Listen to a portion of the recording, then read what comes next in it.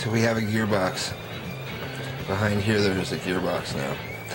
So now I'll work on the gaskets. We'll get the kicker mechanism going so that it's working properly. Got to clean up the kicker gear engagement pinion, I guess, because it has rest on it, but it still engages the other pinion well. So we're about set, and we've got our new clutch hub as well to replace the one that we zip cut off the Triumph, as well as the BSA one, which was rusted completely. Well, actually, yeah, the BSA one was rusted in place. So we've replaced the gearbox.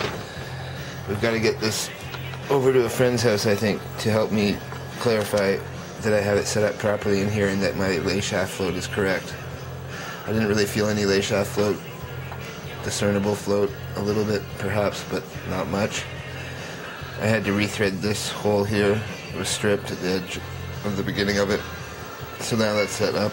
I'm going to need a thick gasket here because the face is a bit distorted. So we're going to do that. We'll level it out. And Bearcat's motor is almost done.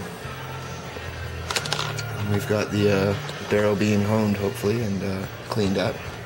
We'll put the final piston back in to the right torque, and then we'll build up the head, I guess. And we've lapped the valves already, so that's ready to go back together.